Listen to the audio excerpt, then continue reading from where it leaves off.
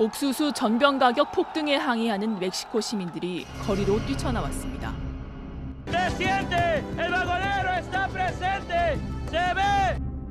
멕시코 사람들은 주식인 옥수수 가격이 1년 새 50%가 넘게 뛰자 생존권을 호소하고 있습니다. 이집트와 카메룬에서도 밀가 폭등 항의 시위로 수십 명이 숨지는 등 세계 곳곳이 곡물가 급등에 따른 소요 사태에 휩싸였습니다.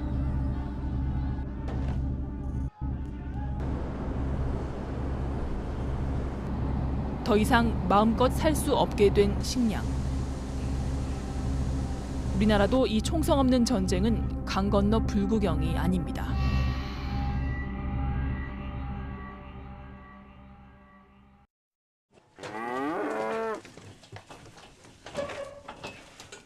경북의 한 한우 농가. 7개월 반짜리 숫송아지가 출하되는 날입니다. 하지만 우시장으로 보내는 주인의 마음은 착잡합니다. 지난해 곡물 사료값이 2배 뛰는 사이 소값은 절반으로 떨어졌기 때문입니다. 더 이상 사료값을 감당할 수 없어 울며 겨자 먹기로 내다 팔기로 했습니다. 소 팔아가는 금 비고 오면 것도 시장에서 소주도 한잔 하고 이럴 텐데 이래도 못 하고 팔아가 집에 가고 가오자마자 애들 이제 애들 다 캐하지만 그래도 왜 또 오면 또 사료값도 계산해야 될 거 아닙니까? 남는 게 없죠 사실. 한우 16두를 기르는 안상훈 씨는 요즘 사료값 때문에 아예 폐업을 고민하고 있습니다. 새끼를 뵌 지 6달 된 암소. 한창 영양 섭취를 잘해야 할 때지만 오히려 곡물 사료를 줄였습니다. 잘 먹지 못한 소는 마르고 털이 여기저기 빠졌습니다. 사료값은 이렇게 올라가쁘고 소값은 이렇게 내려가쁘니까네. 소 한 채 한 마리에 암소 한 채 한 마리에 300만 원씩 이래 좋은 거는 가든지 지금은 130만 원, 140만 원 가요. 그래 왜 농촌에 살겠습니까? 그래 여기나 사료값 없이 좀 내려와야 되는데 그래 어떤 사람들은 손 미다가 한두 마리 미다가 다 팔아버리고 손 못 미겠다 하고 그런 사람이 많아요. 지금 참말이에요.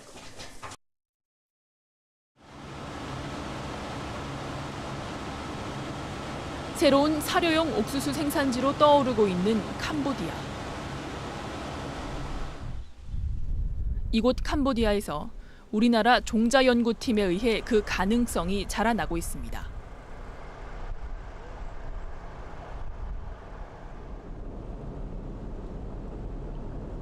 캄보디아의 수도 프놈펜 인근의 국제 옥수수재단의 연구소. 일명 옥수수 박사라 불리는 경북대학교 김순권 교수팀이 슈퍼 옥수수를 재배하는 곳입니다.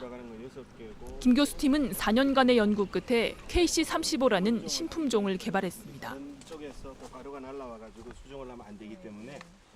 코리아와 캄보디아의 머리 글자를 딴 KC35는 동남아 지역에서 빈번한 다우닝 밀듀, 즉 노균병에 강한 종자입니다.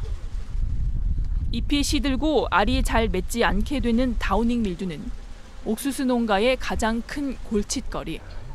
이제 동남아에서도 병충해 없이 안정적인 옥수수 재배가 가능해진 겁니다.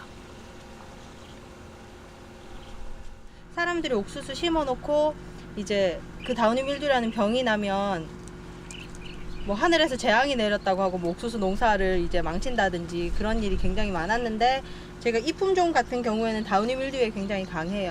강하고 이제 100% 저항성은 아니에요. 100% 저항성이면은 이제 만약에 다우닝 밀듀가 나타났다가 자기들이 거기서 살 수가 없기 때문에 돌연변이 같은 거 일으킬 수 있거든요. 근데 이 품종 같은 경우는 다우닝 밀듀가 한 5% 정도는 살 수 있도록 하고 거기서 이제 견디는 거죠. 예. 그리고 이게 KC35는 또한 수확한 옥수수알을 다시 바로 심을 수 있어 종자값이 없는 가난한 농가엔 획기적인 개발입니다. 원래 기아 해소를 목적으로 개발된 슈퍼 옥수수는 이제 캄보디아 옥수수 농업의 가장 중요한 근간이 되고 있습니다. 현지 병충해에 강한 종자야말로 생산성과 직결되기 때문입니다.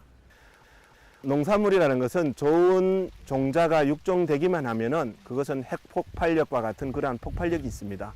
특별히 가난하고 빈곤에 허덕이는 제3세계 혹은 후진국들에게는 그 농업 경제 전반을 뒤집을 수 있는 엄청난 폭발력이 있다고 봅니다. 곡물가 폭등에서 시작된 새로운 해외 농장 개발은 우량 종자 선점 경쟁에서부터 시작되고 있습니다. 우리나라의 연간 곡물 소비량은 약 2천만 톤. 이 가운데 3분의 2를 수입하는 세계 5대 곡물 수입국입니다. 그러나 쌀을 제외한 밀과 옥수수는 거의 전량을 수입에 의존합니다. 최근엔 바이오 에너지 생산과 투기 자본, 중국과 인도 등 인구 대국들의 고기 소비 증가로 수요가 폭등하면서 곡물 확보에 비상이 걸렸습니다.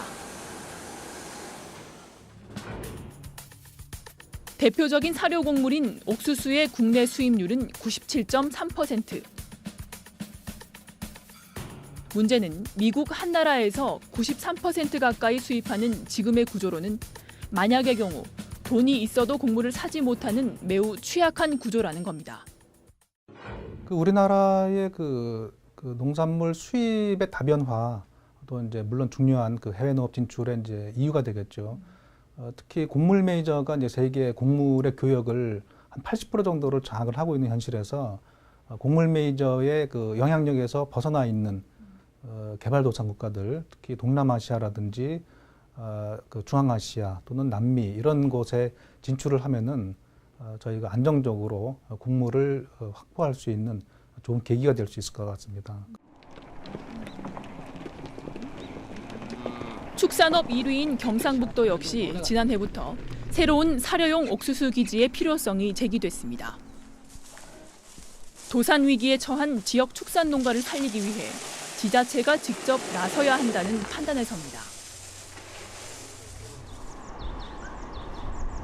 특히 거리가 가깝고 메이저 곡물 회사의 진출이 상대적으로 적으면서 정치 문화적으로 친분이 있는 캄보디아에 대한 타당성 조사에 나섰습니다. 한우가 1위고 이제 전체적으로 봤을 때 종합적으로 봤을 때도 이제 가장 비중이 높은 도로서 지난해 같은 이제 곡물 세계 국제 곡물 파동에 따라서 우리 농가들이 굉장히 애로를 겪었던 그런 것들이 있습니다. 그래서 우리가 이제 조사의 경우에는 우리가 작업을 할 수 있는 그런 기반도 갖추고 있지만은 곡물 사료의 경우는 우리 농업 특성상 해외 의존이 거의 의존 안 할 수밖에 없는 이런 상황이기 때문에 그런 수급의 안정을 기하기 위해서 해외 농장을 개발해서 우리 그런 농가들이 안심하고 사육할 수 있는 그런 기반을 구축하기 위한 차원에서 저희들이 추진하고 있는 상황입니다.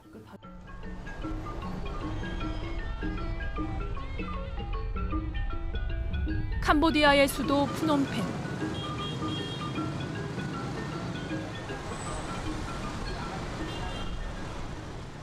도심 한가운데 건물 공사가 한창입니다. 전액 국내 자본과 기술로 조성하는 골드타워 42는 현재까지 캄보디아 최고층으로 푸놈펜의 스카이라인을 바꿀 것으로 보입니다.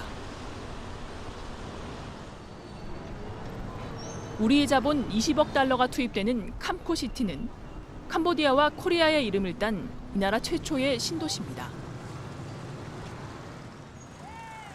한국은 이처럼 2, 3년 전부터 캄보디아 제1의 투자국으로 올라섰습니다. 경상북도와 캄보디아의 인연은 특히 각별합니다. 푸놈펜 시내 한복판에 조성되는 대구 경북 문화통상교류센터. 지난 2006년 시엠립에서 열린 앙코르 경주 세계문화 엑스포 이후 두 국가 간 가교 역할을 위해 착공됐습니다. 이곳에는 경북을 알릴 관광홍보관과 비즈니스 전시관 등이 들어섭니다. 원래 건축 허가가 잘 나지 않는 공유지인데다 국회의사당 바로 앞에 자리 잡은 것만으로도 경북도와의 관계를 말해줍니다. 여기 입지 조건은 그 캄보디아 프놈펜에서 제일 큰 두 공원을 사이에 끼고 있고, 그리고 많은 호텔이 인집해 있고, 바로 옆에는 국회의사당이 있습니다. 그리고 메콩강이 사시사철 보일 수 있는 그 요지에 있기 때문에 뷰가 경관이 굉장히 좋습니다. 그래서 지금도 이 건물을 짓고 있는데 많은 사람들이 지나가면서 그 많은 사람들이 과연 여기에 무엇을 짓는가, 그리고 굉장히 궁금해하고 있어 나중에는 아마 효과가 굉장히 클 것이라고 저는 생각하고 있습니다. 이 같은 정치적 유대관계와 함께 캄보디아의 사료용 옥수수 농업은 이미 본격화되고 있습니다.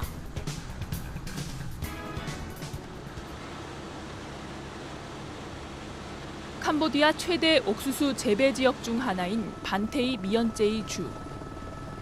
지난해 농림부의 조사 사업에 선정된 충청남도의 한 영농조합이 이곳 5천여 헥타르에서 옥수수 계약 재배를 시작했습니다.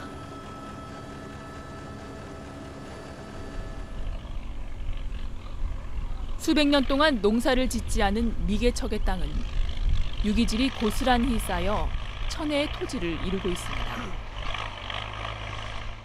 예를 들어 토양도 짠 흙이 있고 신흙이 있고 그리고 담백한 흙이 있습니다. 이 토양 같은 경우는 실질적으로 먹어보게 되면 토양 자체가 담백한 맛을 느낄 수가 있어요. 그 담백한 맛을 느낄 수 있다는 것은 식물도 생명체도 다 좋아할 수 있다는 흙이고, 그거로 봐가지고 옛날에 이제 저희 화학성 분석을 못할 때는 전부 다 먹어보고 평가를 하죠. 또한 지하 1m 이하로는 안반층이 많은 우리나라와 달리 바짝물이 깊이 뿌리내릴 수 있습니다. 이곳 반테이미연제이의 토양은 보시는 것처럼 옥수수가 뿌리내리는 최대 깊이인 1.5m 이상까지 비옥한 흙으로 덮여 있습니다. 본래 이렇게 더운 지방은 밀림이 오랫동안 유지가 돼 있어서 그 낙엽이 떨어져서 충분히 썩은 부식질이 많은 그런 토양이 되겠습니다. 이런 토양이 처음 개간했을 때는 유기물 함량이 2.5 이상 아니면 3.0 이렇게 상당히 많습니다. 그래서 초반에 이렇게 농사를 지으면은 농사가 이제 상당히 생산량이 높게 나옵니다.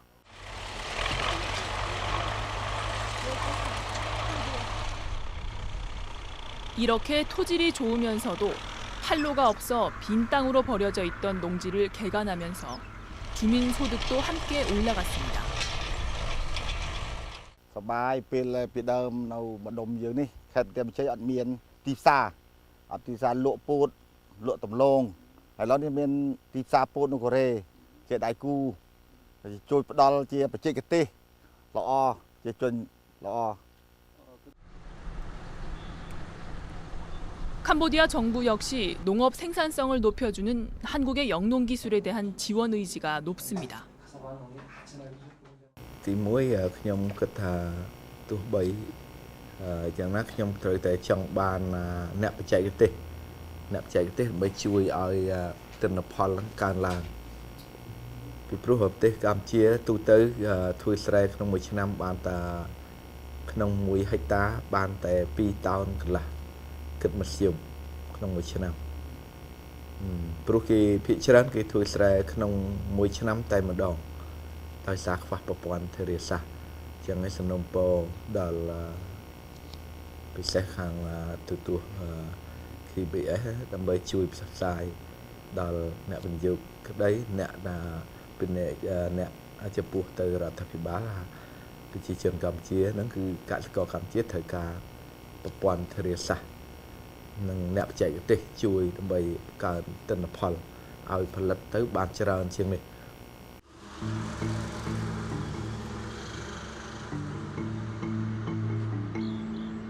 하지만 한국인들의 해외 농업에 대한 인식은 아직 상당 부분 부동산 소유 차원에 머물고 있습니다.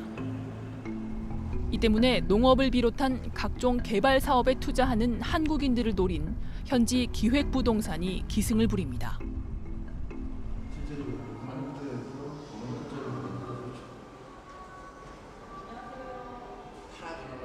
현지인과 합작 없이는 외국인은 토지를 소유할 수 없지만 이를 모르는 채 사기를 당하거나 주인 없는 땅을 사는 등 수법도 가지가지입니다.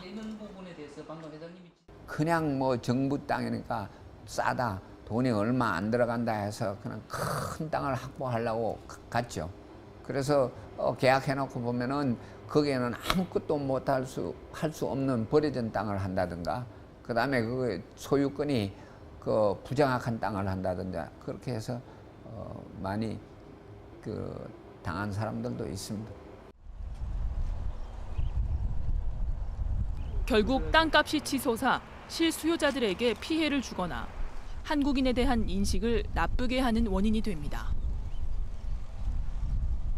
토지를 소유하는 경우에는 우리나라 업체의 경우에는 물론 100% 소유를 하기를 원할 것입니다. 그렇지만 헌법이라든가 법률에 의해서 100% 소유는 불가능하기 때문에 어차피 현지에서 정해진 그런 합작법인을 설립을 해야 될 것이고요. 그 합작법인을 설립을 하면서 현지인의 지분에 대해서 어떻게 할 것인가가 상당히 고민이 됩니다. 이제 그 부분에 대해서는 여기에 있는 여러 가지 법무법인이라든가 어떤 전문 서비스하는 그런 회사가 있기 때문에 그런 서비스를 이용하시면 100%는 아니지만 어느 정도 소위 그 토지 소유권과 관련되는 위험을 줄일 수는 있습니다. 하지만 정상적으로 농사를 짓는다고 해도 작물을 바로 수출할 수 있는 건 아닙니다.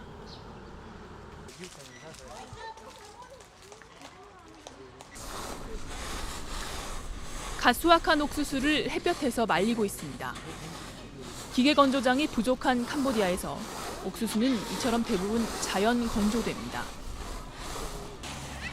이 경우 아플라톡신이라는 치명적인 박테리아에 감염될 소지가 큽니다.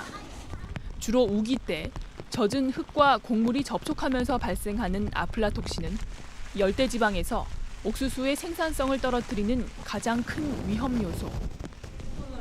수확 당시 옥수수의 수분 함유율은 24%로 이를 13%까지 떨어뜨려야 유통할 수 있지만 대부분 자연 건조를 거치기 때문에 병충해가 심각합니다. We still have some problem like water. In Cambodia, we have 2 seasons, wet season and dry season. And sometimes we have flood, sometimes we have drought. Now, to solve this problem, the royal government of Cambodia try to solve by making irrigation system.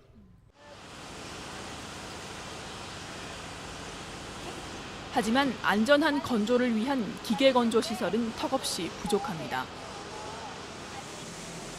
푸놈펜 근처의 재래식 곡물 건조장. 쉴 새 없이 기계가 돌아가지만 수확한 옥수수를 다 건조할 수 없습니다. 건조 시설 자체도 부족한 데다 비싼 연료비를 감당하지 못해 옥수수의 단 5%만을 기계 건조로 충당합니다. 이 때문에 인근 태국으로 수확한 원료를 수출하고 탈곡한 곡물을 수입하는 상황.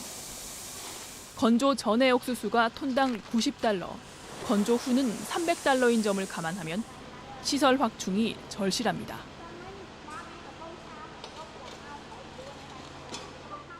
ផលិតផលពោតទាំងអស់នេះដែលខ្ញុំប្រមូលមកនេះគឺប្រមូលមកពីគ្រប់ខេត្តអស់តាំងពីកំពង់ចាម បាត់ដំបង ប៉ៃលិន ម៉ាឡៃ ហើយមានកន្លែងខ្លះមកពីខាងកពតខ្លះៗដែរផលិតផលពោតនៅស្រុកយើងមានកាន់តែច្រើនខ្ញុំគិតថាយើងត្រូវការបង្កើតម៉ាស៊ីនសម្ងួតបូជអញ្ចឹងឲ្យបានច្រើនតិចដើម្បីជួយឲ្យកសិករស្វែងរកទីផ្សារឲ្យបានច្រើន 하지만 유통시설뿐 아니라 수확물을 반출할 물류시설도 사정은 만만치 않습니다.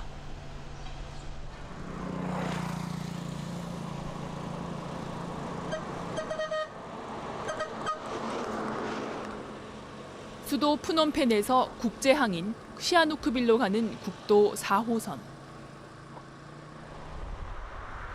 우리나라의 고속도로에 해당하는 캄보디아의 국도는 최근 2, 3년 사이 대부분 포장을 했거나 공사 중으로 운송 시간이 점점 단축되고 있습니다. 하지만 대부분의 도로에서 차량들은 제속도를 내지 못합니다.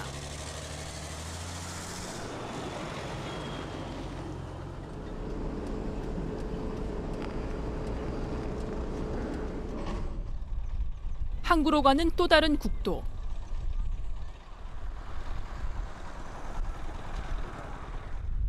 들에 있던 물소대 한 무리가 태연히 지나갑니다.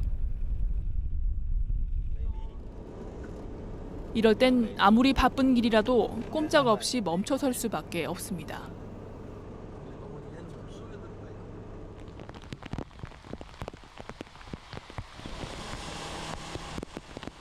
포장이 안 된 구간에선 곳곳이 구멍투성입니다. 캄보디아 도로의 포장률은 7%. 그나마 7개 국도를 제외한 지방도로의 포장률은 0.3%에 불과합니다. ទីមួយការបើកបរនៅលើផ្លូវជាតិលេខ 3 ហ្នឹងគឺបានប្រហែលជា40ទៅ50គីឡូម៉ែត្រក្នុង1ម៉ោងដោយសារវាមានការផលវិបាកទី1គឺផ្លូវនេះនៅតូចចង្អៀតនៅឡើយណាតាំងពីយើងចប់សង្គ្រាមមកផ្លូវវានៅតូចចង្អៀតហើយប្រជាជនឆ្លងកាត់ដោយកូនក្មេងឆ្លងកាត់ក៏វាច្រើនហើយមានការរលាក់នោះច្រើនទៀតក្លុកច្រើនអញ្ចឹងផ្លូវនឹងវានៅតូចការធ្វើចរាចរណ៍វាបានយឺតវាមិនបានលឿនដូចចិត្តដែលយើងចង់ធ្វើដំណើរបានលឿនដូចចិត្តយើងទេបាទ 그렇다면 육로를 거쳐 곡물을 반출할 항구의 사정은 어떨까?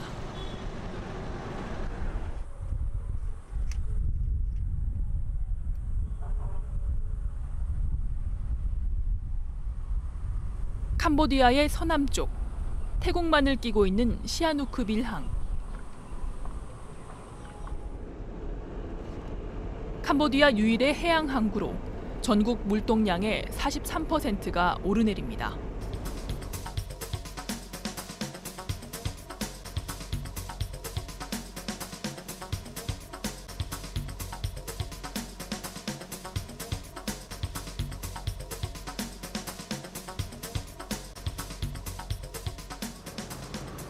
하지만 시아누크빌항의 수심은 10m 남짓.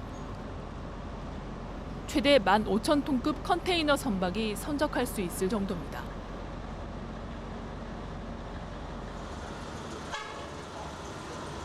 한 번에 많은 양의 곡물을 반출하기 위해선 통상 2만 톤급 이상의 벌크선이 필요하지만 현재로선 저반이 불가능합니다. 이 때문에 일본 자본을 유치해 수심을 깊게 파는 준설공사가 계획돼 있습니다. 그때까진 선박 운송 부담이 클 수밖에 없습니다. He planned to build up the multi-purpose terminal, with 13.5 meter draft. And this terminal will start in year 2011. 이처럼 곡물 생산 여건 외에 유통 여건에 대한 고려 없이 성공할 수 없다는 사실은 과거 해외 농업의 실패 사례를 통해서도 확인됩니다. 지난 70년대까지만 해도 이민은 정부 주도로 이루어졌습니다. 정부가 특별히 선발한 농업 이민자들이 브라질 등 남미 국가로 대거 이동했습니다. 40년을 거슬러 올라가는 우리나라 해외 농장 개발의 역사.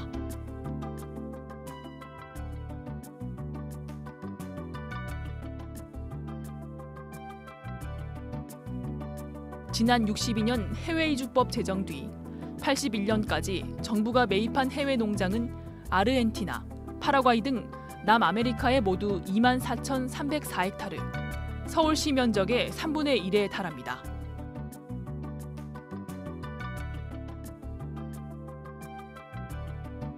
하지만 농사를 짓기 어려운 땅이거나 현지 정부의 이주 불허 정책, 사기 등으로 모두 실패로 돌아갔습니다.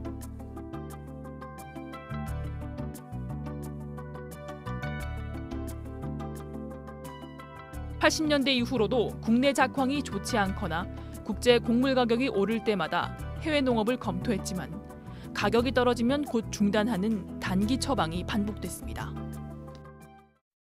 사전 조사가 타당성 조사가 충분하지 못했다. 이것이 정부 주도로 하다 보니까 그 충분한 사전 조사가 되어 있지 않아 가지고 결국 실패를 했다. 특히 그 지역이 영농에 적합한 지역인지 또 현지의 좋은 질의 농민들을 구할 수 있는지 또는 법적으로 이것이 가능한 것인지 이런 것들에 대한 것. 또 한 가지는 중량선 인프라가 제대로 되어 있는지 안 되는지 이런 쪽에 그것을 충분히 조사를 하지 못하고 했는데 큰 원인이 있고요. 정부는 이에 따라 실제 해외에서 농사를 지을 준비가 된 실수요자를 대상으로 정책의 방향을 정했습니다. 따라서 올해 처음 책정된 융자 사업비 210억 원도 땅을 구입하거나 임대할 비용이 아닌 농기계, 유통시설 등 농업 부대 비용으로 한정됐습니다. 지원하는 곡물의 종류도 수입 의존율이 높은 밀과 옥수수 등의 우선순위를 두고 오는 2030년까지 식량 자급률을 50%까지 끌어올린다는 계획을 세웠습니다. 기본적으로는 민간 기업이 상업적인 판단에서 농업 개발을 하는데 정부는 기업이 민간 부문에서 독자적으로 하기 어려운 진출 당사국과의 MOU를 협정한다, 체결한달지 투자 보장한달지 이런 외교적 지원을 하고 또한 진출 대상 국가의 제도나 농업 여건 등에 대한 정보를 제공하고 전문가 파견하고 재정 지원을 하는 그런 측면 지원 방식으로 지원할 예정입니다. 이 때문에 민간업자의 진출에 앞서 범정부 차원의 구호 사업 등 현지인과 우호적인 관계가 형성된 곳이 농업 후보지로 주목받고 있습니다.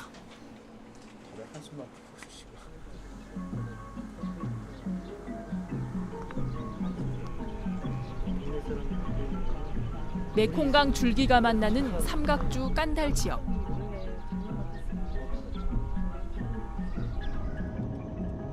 강을 따라 14km에 이르는 홍수 방지용 제방이 조성돼 있습니다.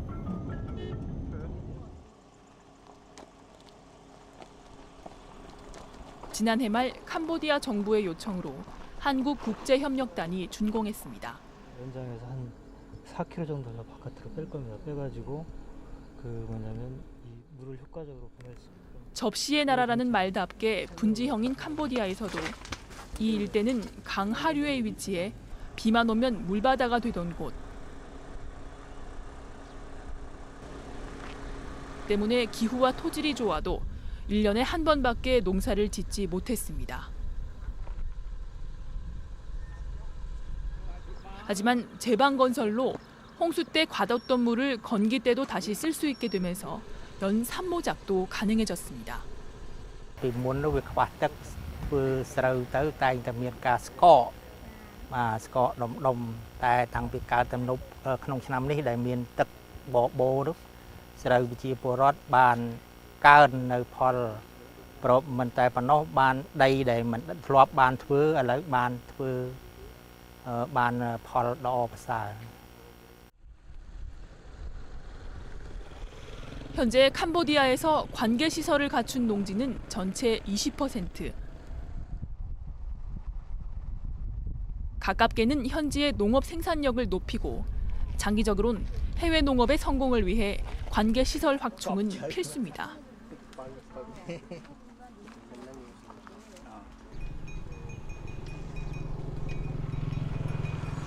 마을에서 발전한 것은 이런 인프라뿐만이 아닙니다.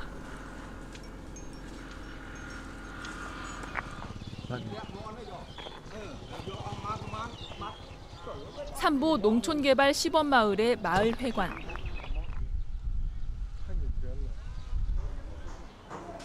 주민들이 최근의 현안에 대해 토론을 벌입니다. 주민대표 10여 명으로 이루어진 개발위원회에서는 마을에 필요한 사업들을 회의를 통해 결정하고 실행합니다. 농기계를 대여해 거둔 수익으로 대출을 해주는 마이크로 크레딧부터 저수지, 환경개선 사업 등 지금까지 모든 공동사업들이 주민들의 자율적인 협의로 이루어졌습니다.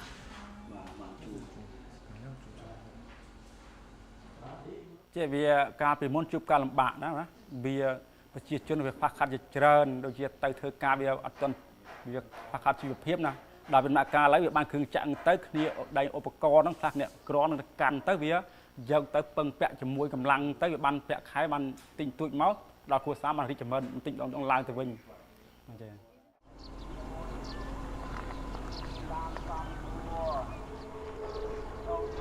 우리나라의 새마을 사업을 본딴 이 농촌개발 시범 사업은 캄보디아 정부가 전국 보급 사례로 채택할 만큼 성공을 거뒀습니다. 그래서 이제 우리가 이런 나라에 지원해 주는 거는 단순히 그냥 이렇게 무조건 우리 돈을 그냥 퍼붓는 것이 아니고 이런 것을 통해서 이 나라의 그 능력이 개발이 되고 또 경제력이 발전되고 하는 것을 통해서 또 우리도 같이 상생할 수 있는 그런 기반을 만들어 나가는 것이고요. 그뿐만 아니고 이제 우리가 그 수출을 해서 이제 먹고 사는 나라니까 아무래도 이제 그 국제적인 그 협력들 또 이런 나라들이 이런 나라들과 같이 가는 그런 그 협력 체계 이런 것들이 굉장히 중요하죠.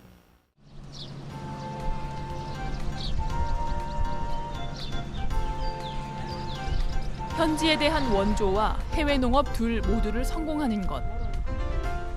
10년 전 중앙아시아 키르기즈스탄에서 이 현지화 원칙에 성공한 농업단체 한농복구회의 사례가 최근 다시 주목받는 이유입니다.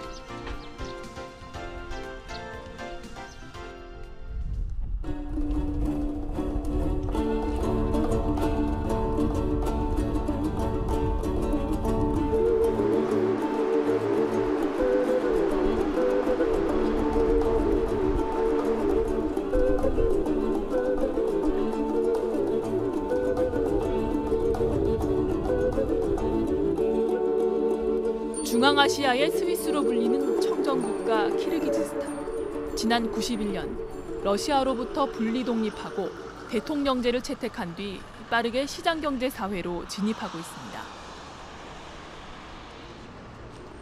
독립국가연합 가운데 가장 민주적인 국가로 알려져 있어 해외 투자도 활발합니다. 주민 가운데는 러시아 연해주에서 강제 이주한 한인들도 2만여 명 거주하고 있어 우리와 정서가 비슷한 멀지만 가까운 나라입니다.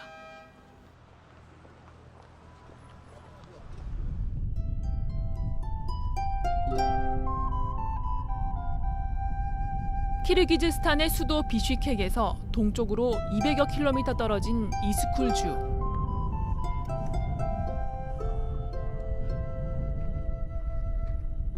세계에서 두 번째로 큰 이 지역 호수의 이름이기도 한 이스쿨은 유네스코가 생태환경 보전지역으로 지정할 만큼 아름답고 깨끗한 자연환경을 간직하고 있습니다.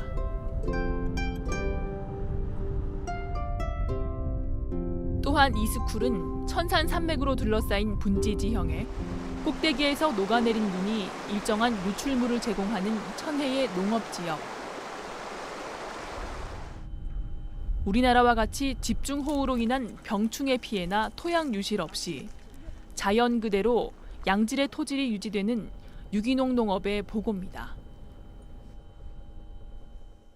제 뒤로 보이는 천산의 만년설에서 연중 공급되는 용수와 깨끗한 자연 환경은 이곳 이스쿨 지역을 삼무, 즉 농약과 비료, 제초제가 전혀 필요 없는 유기농 밀 재배의 최적지로 만들어주고 있습니다.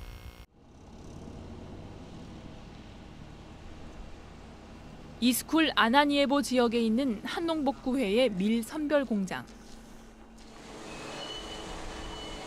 지난해 여름 이스쿨에서 수확한 밀 200여 톤이 한국 수출에 앞서 선별 작업에 한창입니다.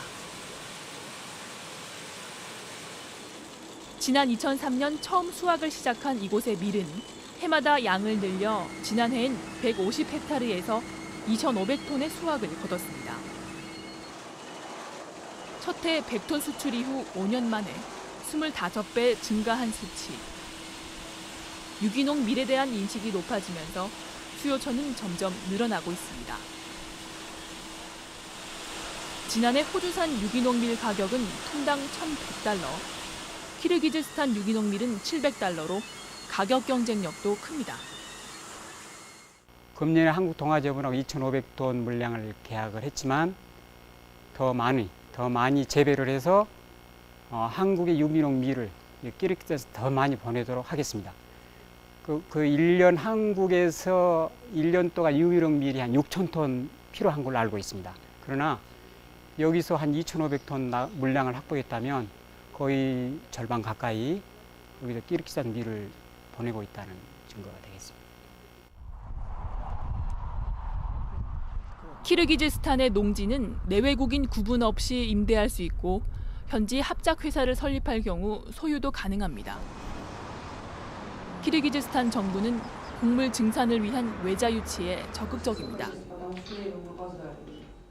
Мы для тех инвесторов, которые приходят к нам, создаем почти идеальные условия для того, чтобы они могли зарегистрировать фирму в течение 5 дней и могли работать у нас здесь, в Кыргызстане. Никаких ограничений для иностранцев по покупке недвижимости не существует. Единственное, земля, имеется в виду сельскохозяйственного назначения, она дается только на аренду на 49 лет. А все остальные права, пожалуйста, вы можете приехать и начинать работать здесь, в Кыргызстане.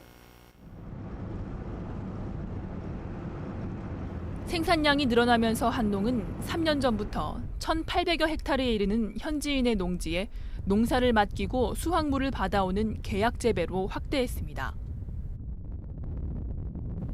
조그마한 시골 마을의 이 같은 변화는 목축이 일상이던 현지인에게도 변화를 가져왔습니다.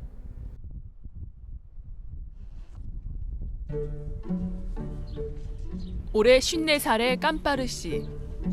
깜빠르 씨의 일상은 이른 아침, 양떼를 몰고 들러 나가는 것으로 시작됩니다.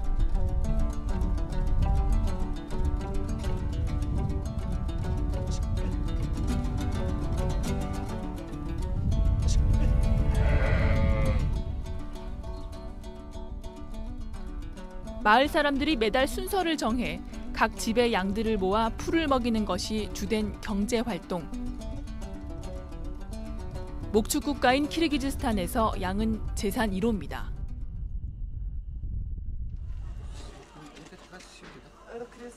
저녁 시간. 키르기즈스탄 최대 명절인 여성의 날을 맞아 조촐한 잔치상이 차려지고 있습니다. 친척들까지 모두 모여 함께 만드는 오늘의 요리는 양고기와 쌀, 야채를 넣고 함께 볶은 블로부와 밀로 만든 빵인 블로치카. 이슬람 문화권에서 주로 특별한 날에 먹는 음식들입니다.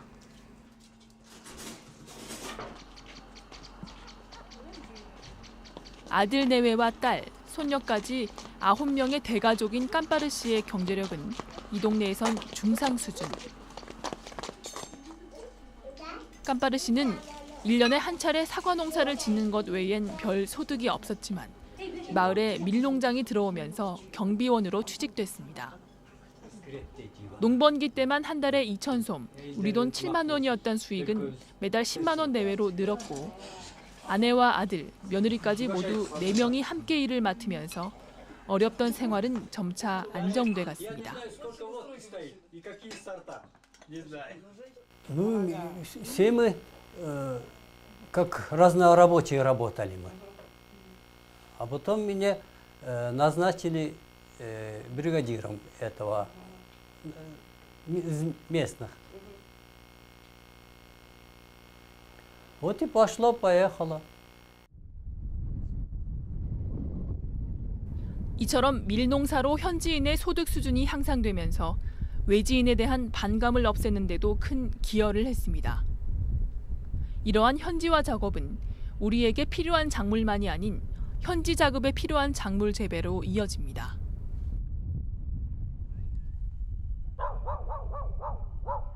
비슈케크에서 20여 분 거리에 있는 레스호스 마을.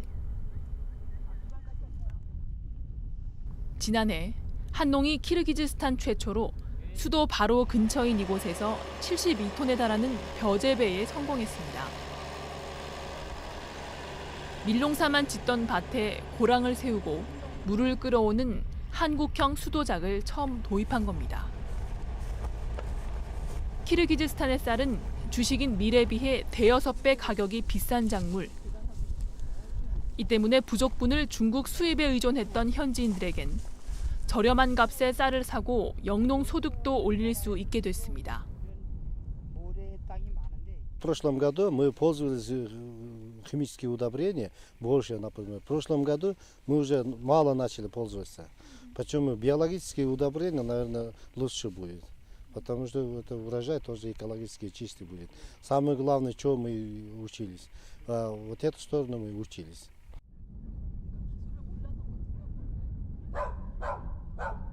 이렇게 재배된 쌀은 수도 비슈케크의 고급 식당에서 주로 소비됩니다.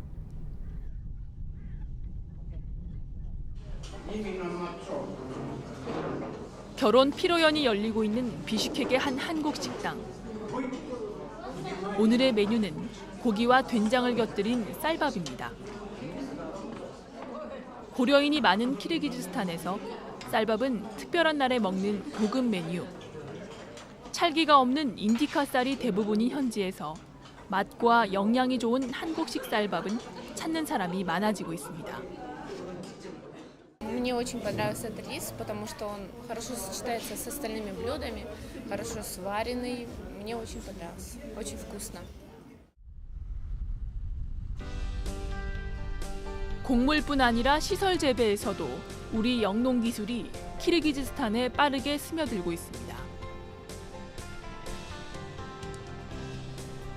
이스쿨주 차이카 농장의 비닐하우스 단지. 파종한 지 2달이 지난 오이와 토마토, 호박 등의 모종이 자라고 있습니다. 이들 채소들이 출하되는 5월은 노지에선 이제 갓 재배를 시작하는 시기. 겨울엔 중국이나 인근 까자흐스탄에서 비싼 값에 채소를 수입해야 했던 이 나라에서 호응이 높은 이유입니다. 하룻밤 보이기에는 채소 재배하는 게 없어요. 한겨울에도 신선한 채소를 공급해주는 이 최신 비닐하우스는 이제 현지 농민과 공무원들이 견학을 올 정도의 명물이 됐습니다.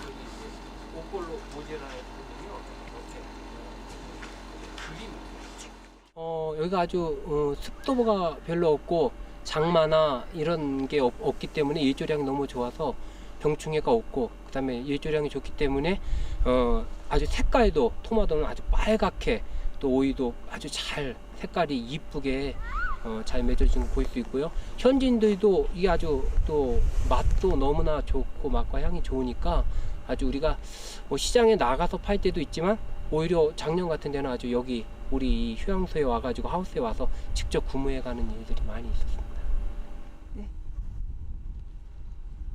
이처럼 국내 수출용 곡물과 현지 자급용 작물을 함께 재배하고 영농 기술도 더불어 진출하면서 한국 농업의 위상이 점차 높아지고 있습니다. Наш народ, кыргызы, они испокон веков занимались животноводством. И мы более были кочевым народом. Поэтому корейский народ, он был оседлый народ, развитую культуру земледелия. Желательно, чтобы корейцы смогли у нас внедрить свои технологии земледелия.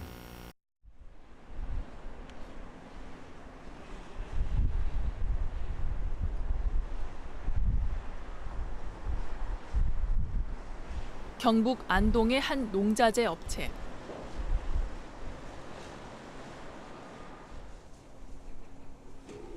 (6년) 전 키르기즈스탄 농장에 비닐하우스를 시공한 업체입니다. 눈과 태풍에도 무너지지 않는 자동 개폐식 비닐하우스가 키르기즈스탄에서 큰 호응을 얻자 올해부턴 경북도의 지원을 받아 50동을 추가로 짓기로 했습니다. 또 다른 농기계 업체와 연계해 비닐하우스와 함께 수출할 계획.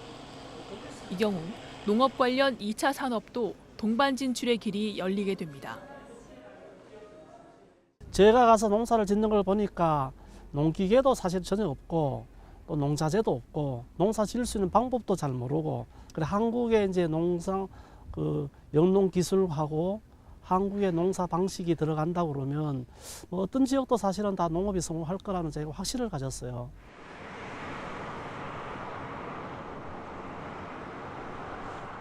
캄보디아의 부족한 농업 유통 산업도 국내 앞선 기술로는 기회입니다. 경북 칠곡군의 곡물 건조기계 제조업체. 곡물을 말리고 저장하는 RPC, 즉 종합 건조시설 분야에서 국내 1위 규모입니다. 세계 시장 점유율도 영국, 일본과 함께 3분의 1 수준. 최근에는 인도네시아에 석유 대신 옥수수 부산물을 연료로 쓰는 새 건조시설을 구축했습니다. 연료비가 석유의 10분의 1에 불과한 이 옥수수대 건조시설로 동남아시아에서 곡물 유통 수익의 선점 효과가 기대됩니다. 그 사람들도 건조는 해야 되고 말라야 되니까 머리를 생각한 거죠. 그러니까 제일 헐게치고 구하기 좋은 게 뭡니까? 그 나오는 우리가 말하면 그 집단, 보리 집단이라든지 살로 나라 있지 않습니까? 벼 집단을 활용하는 겁니다. 맨 그 사람들이 활용을 하는데 우리는 봤을 때는 그걸 더 과학적이고 실용적이고 아까 말씀드린 칼로리를 높일 수 있는 그런 시스템으로 찾아가야 되는 거죠.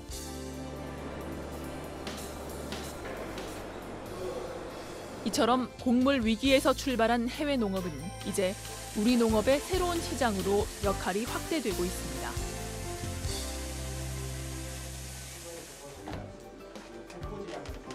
몽골 농업에 대한 수업이 한창입니다.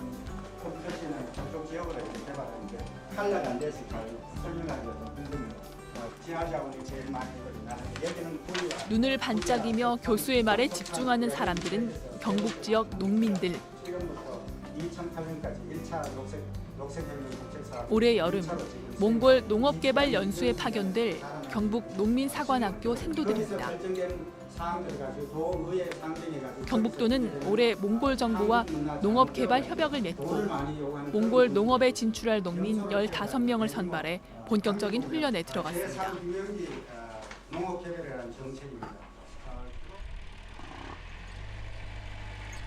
20년 넘게 벼농사를 지어오던 김한수 씨도 몇 해 전부턴 본격적으로 해외 농업에 관심을 갖기 시작했습니다. 이웃 농가와 함께 장목반을 꾸려 친환경 쌀 인증을 받을 만큼 기술력을 갖췄지만 포화 상태인 한국의 농지에선 더 이상 성장이 불가능하다고 느꼈기 때문입니다.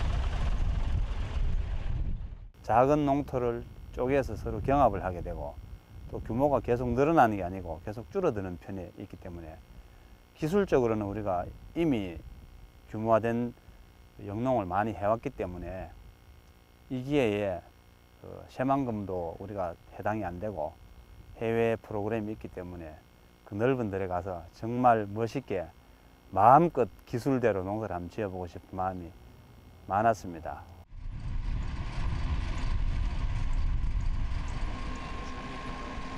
몽골에 확보한 농지는 20만 헥타르. 이곳을 교두보로 경북도는 몽골 회화 교육부터 행정 절차, 작물 시험 재배 등 현지 농업에 필요한 지원을 펼 계획입니다.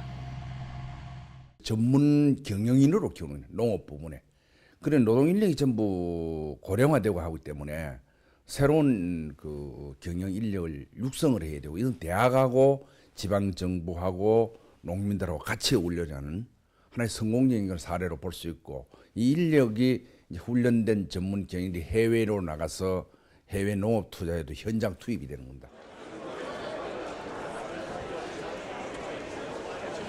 식량과 사료, 이제 에너지원으로까지 점점 경합이 치열해지는 곡물.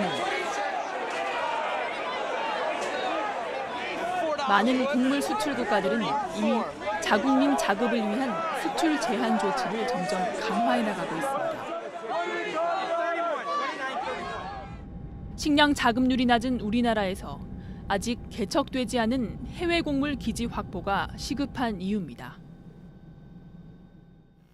종합적으로 계획을 세워야 된다 이렇게 봅니다. 그렇게 해가지고 우선 생산에서부터 포스트 하베스트 또 유통 그다음에 판매 판로 이런 것까지 종합적인 계획을 세워가지고 접근해야 된다 이렇게 봅니다. 다만 이제 꼭 수확을 해서 우리가 가져온다는 생각보다도 현지 기업들이 이윤 추구가 목적이니까 현지 판매, 제3국의 수출 이런 것까지 할 수 있는 그런 그 기회도 만들어주면 훨씬 더 우리가 장기적인 안목에서 자원을 확보할 수 있는 길이 되지 않겠나 이렇게 생각됩니다. 하지만 준비 없는 진출이나 현지 정서를 외면한 단기적인 사업 논리는 결코 성공할 수 없다는 사실을 과거의 실패 사례가 말해주고 있습니다. 다음 세대까지 내다보는 장기적인 농업. 관련 산업을 아우르고 현지인의 미래까지 함께 생각하는 상생의 농업. 식량 주권을 지키는 성공적인 해외 농업의 지름길입니다.